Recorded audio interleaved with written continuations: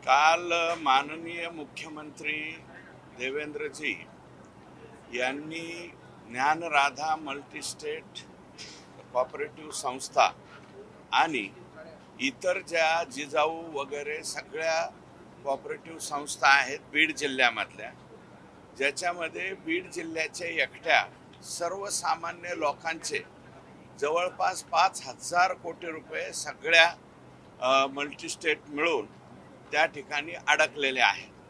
तर याच्या बाबतीमध्ये त्यांच्या द कुटे ग्रुप यांच्या प्रॉपर्टीच्या आणि जिजाऊ आणि इतर ज्या मल्टीस्टेट आहे या सगळ्यांच्या प्रॉपर्टीचा तातडीने निलाव करावा अशा प्रकारचे आदेश माननीय मुख्यमंत्र्यांनी दिले. त्याच्यामध्ये MPID कायद्याअंतर्गत काही अडचणी निर्माण होत होत्या, त्या अडचणी दूर करण्याचं सुद्धा माननीय मुख्यमंत्र्यांनी सांगितलंय. प्रसंगी कायद्यामध्ये काही बदल जरी करण्यात आला तरी सुद्धा बदल करावा लागला तर तो बदल सुद्धा त्या ठिकाणी करावा अशा स्पष्ट सूचना मुख्यमंत्री महोदयांनी दिल्या. आणि कोर्टाच्या समोर जाऊन बीड जिल्ह्याचं जे कोर्ट आहे कोर्टाने सुद्धा हे मनावरती घेतलंय. दर 15 दिवसाला तारीख त्या ठिकाणी पडते. तर बीड जिल्ह्याचे जिल्हाधिकारी आणि SP या दोघांनाही CM साहेबांनी सांगितलंय की 15 दिवसाला काय याचे 8 दिवसाला किंवा दररोज त्याचे हिअरिंग करून घेऊन आणि कोर्टाने आम्हाला एक तर प्रायोरिटी द्यावी, एक विक्री, दुसरं रिझॉल्युशन, ह्या दोन्ही पर्यायाचा विचार करावा आणि विचार करून सगळ्यात अगोदर जे पैसे जमा होतील त्याच्यामध्ये छोटा ठेवीदार सगळ्यात अगोदर, मग त्याच्यानंतर वेंडर आणि वेंडरच्या नंतर बँक. कारण याच्यामध्ये महाराष्ट्र स्टेट कोऑपरेटिव्ह बँकेचे अध्यक्ष अनास्कर साहेब यांनी सुद्धा एक प्रस्ताव दिलेला आहे.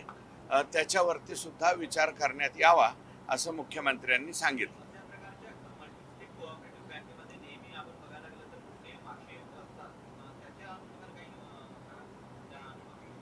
काय हे मल्टीस्टेटचं रजिस्ट्रेशन जे आहे ते सेंट्रल गव्हर्नमेंटकडे आहे, कृषी विभाग सेंट्रल गव्हर्नमेंट. आणि पूर्वी साध्या आपल्या सहकार विभागाच्या म्हणजे आयुक्ताची सुद्धा NOC घ्यायचं बंधनकारक नव्हतं.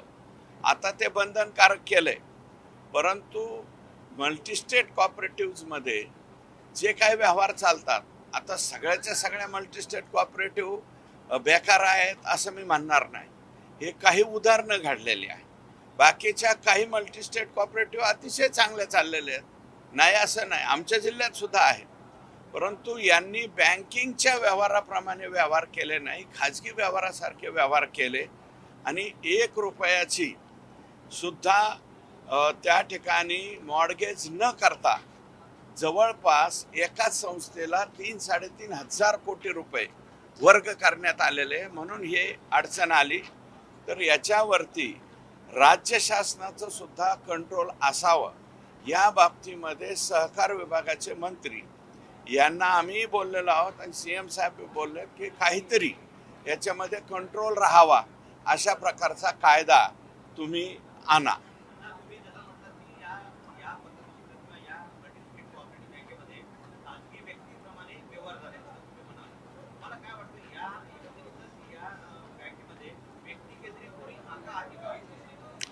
ह्याचा आता द कुटे ग्रुप याच्यामध्ये सुरेश कुटे हेच त्याचे प्रमुख होते, त्यांच्या सौभाग्यवती, त्यांचा भाचा, असं सगळं काही कौटुंबिक त्या ठिकाणी होतं.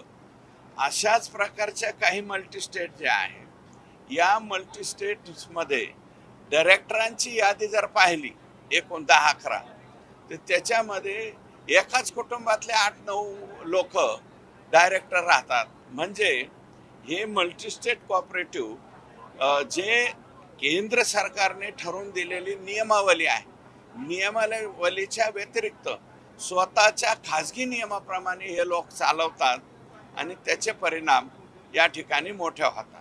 आता आमच्याकडं ते कडूभाऊंची एक सोसायटी आहे, चांगलं काम करते, मोठाले आहेत. माजलगावचे एक मंगलनाथ, त्यांचं सुद्धा काम चांगलं आहे.